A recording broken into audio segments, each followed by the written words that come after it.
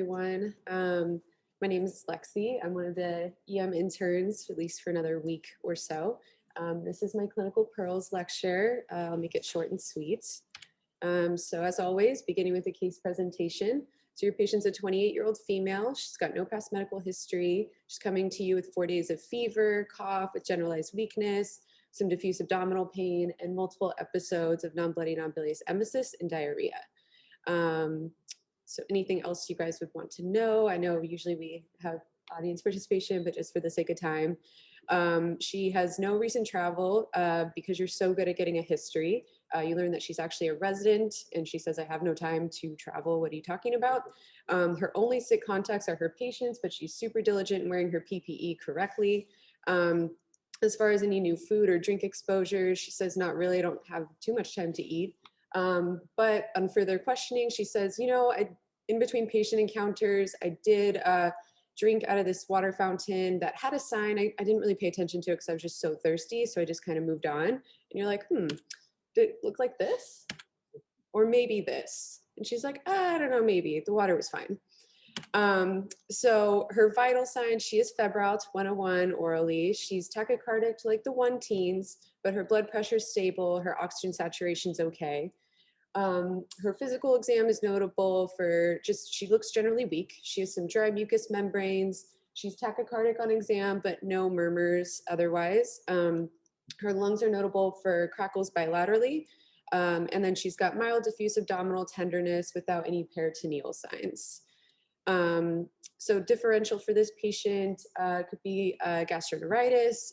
It could be a PE with a tachycardia, a little less likely without any risk factors. Could be pneumonia, less likely to be like CHF given she's young and healthy, asthma, no travel history to be like TB or anything like that. So you get some labs on her, notable for hyponatremia. She's got a leukocytosis. She also has mildly elevated transaminases and her CRP levels over 100. This is her chest x-ray. As you can see, pretty extensive bilateral pulmonary infiltrates. And so just in case you already didn't know, her diagnosis is Legionella. So this is what I'm going to talk about today. Most importantly, the clinical manifestations, how do you diagnose it, the treatments for it, the complications. And for anyone who loved sketchy micro during med school, this is the sketch where you learned all the things about Legionella. So clinical features for this, there are two main types of Legionella, pneumophila and Longbiche, probably butchering that. They're gram-negative bacteria, they're intracellular, and they mostly prefer aquatic regions, large bodies of water like rivers, lakes, and then most importantly for us, air conditioning units, hot tubs, water fountains, hospital water supplies maybe. The Longbiche type can be also found in soil as well.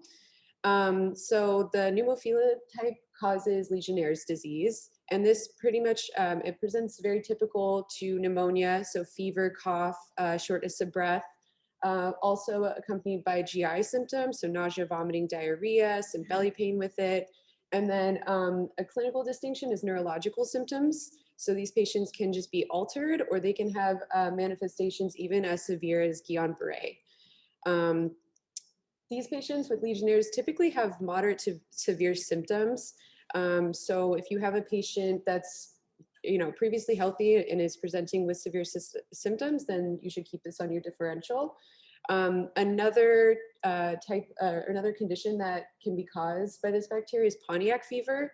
It's a little nonspecific. It's mostly just like fever, headache, generalized weakness, not really seen with respiratory symptoms.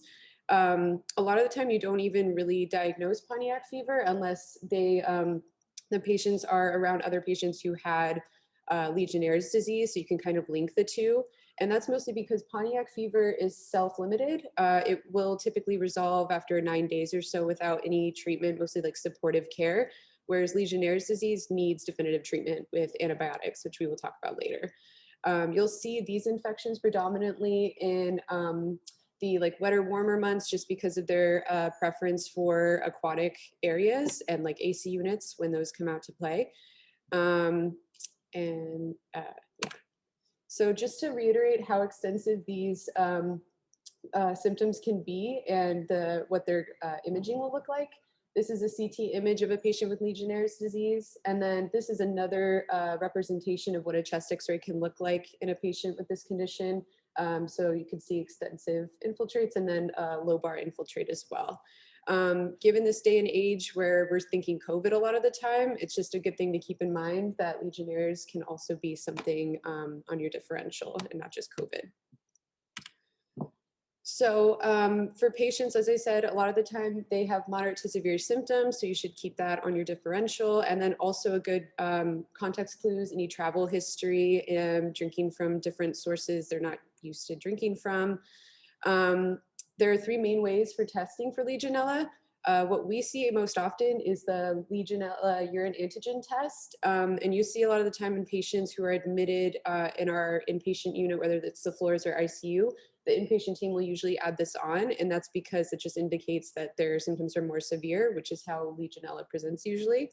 The urine antigen test is pretty specific, about 99 to 100%, and decently sensitive, about 69 to 100%.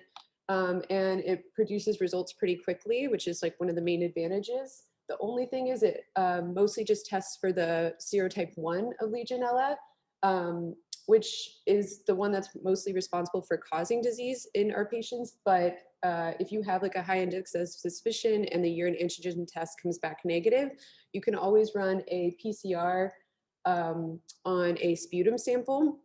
And that allows you to test for multiple different serotypes as well. It just takes a little bit longer, as we know. And then there's also an availability of using PCR on blood samples, but that's not usually preferred because a lot of the time, a lot of the labs don't pick up the Legionella bacteria on that. Culture is not typically used because referring to the sketchy micro, you have to use like Buffy, charcoal, agar to culture that, and it's probably not as accurate. So management for these patients is very similar to pneumonia in general. Antibiotics is the mainstay of treatment.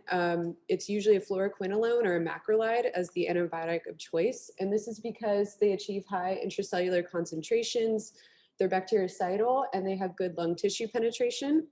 And then as well with these patients, you want to address any other concerns that they may have since they typically present with GI symptoms. Often they're fluid down, they have like hyponatremia and other electrolyte disturbances. So you'd want to manage them with fluids. If they have more severe symptoms or they present septic, then obviously you would do the normal sepsis protocol with the fluids and the antibiotics. Treatment typically depends on the severity of illness for patients, and we'll talk about that a little bit more in a sec. But then also other supportive care, antipyretics and such. And then to determine the disposition for our patients, because these patients have severe symptoms, a lot of the time they'll need to be managed inpatient, about 44% will have to. But a good tool for us is the Curve 65 score. And this just helps assess the patient's severity of symptoms based on their age, lab values, vital signs. And so a score of 1 indicates mild disease. These patients can be managed outpatient. A score of 2 is kind of up to you and what you think the patient looks like clinically, how they recover from initial treatment in the ED, other comorbidities and such. So it's like either outpatient or inpatient. A score of higher than 2 is definitely inpatient versus ICU. And that's because they have a higher chance of 30-day mortality.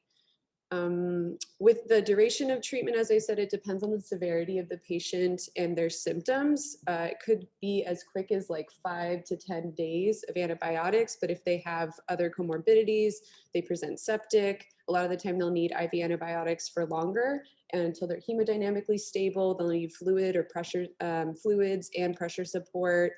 And then usually you continue the antibiotics until they're 48 hours afebrile and hemodynamically stable. Another scoring system to keep in mind is also the PSI report score that you can use. It's similar to the Curve 65, it's just way more extensive. It factors in a lot of the patient's health background, like if they're in a nursing home, if they have CHF, if they have any cancer. And then it also incorporates a lot of their lab studies and their imaging. So it's pretty extensive, but it does the basic same basic thing as the curb 65, just telling you whether they should be managed as an inpatient versus an outpatient. So some complications from Legionella, they're pretty rare for the most part, similar to pneumonia in general. So you can get a lung abscess, you can get an empyema. There's also a lot of extrapulmonary manifestations that are pretty broad. It can manifest as skin and soft tissue infections. It can be septic arthritis, meningitis, osteo, pericarditis, myocarditis, which I didn't know, that was very new to me. So these will obviously complicate your management for patients depending on what they present with, in addition to their respiratory symptoms. And that also will dictate how long your treatment is expected to go for these patients. So just some summary points. Legionella can present as respiratory symptoms as well as GI and neurological symptoms. So keep a lookout for patients that come in altered. Keep it on your differential, especially in the wet, warmer months, so summer, fall. And it prefers aquatic areas, so AC units, water fountains, jacuzzis. It can be diagnosed with PCR or urine antigen test. And then you can use the curb 65 or the PSI port score to determine the disposition for the patients.